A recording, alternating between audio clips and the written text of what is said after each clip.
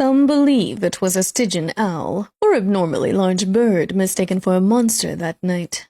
It wouldn't be the first time fear has transformed something mundane into an aberrant horror. Our brains are marvelous organs, but they tend to run away with themselves when dread sets in. They like to fill in the mysteries with illogical answers at times.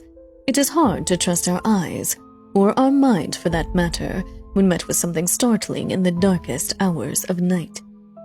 The first sighting of our watcher was veiled in darkness on a long stretch of road near Point Pleasant. Rodra and Linda Scarberry were driving past what was known as the TNT area.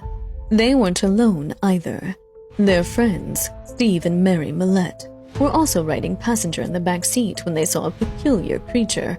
Linda Scarberry described it as a lithe, muscular man, reaching at least 7 feet tall with eyes of gleaming crimson and wings veiled in moonlight. She claimed, because of how hypnotic the eyes were, she didn't remember discernible facial features. The creature gave chase as they sped away, flying behind the car and letting out an ear-piercing shriek.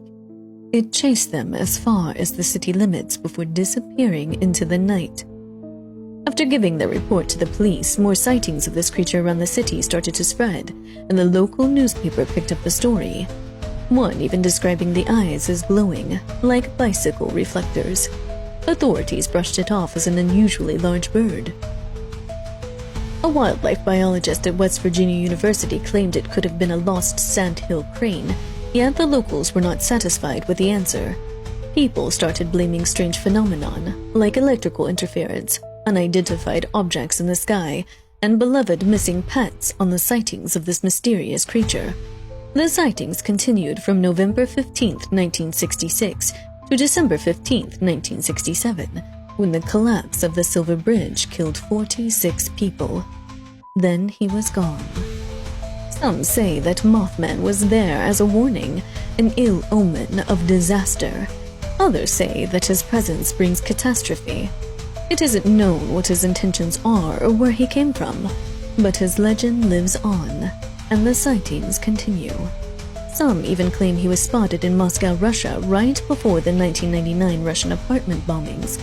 Maybe this was mass hysteria that was allowed to spread internationally thanks to the evolving media and news sources. Or maybe this is something far beyond mortal minds can comprehend. He could be an old god of Appalachia, a creature from another world that has slipped through a thinning veil, or a figment of our imaginations. One thing is for certain.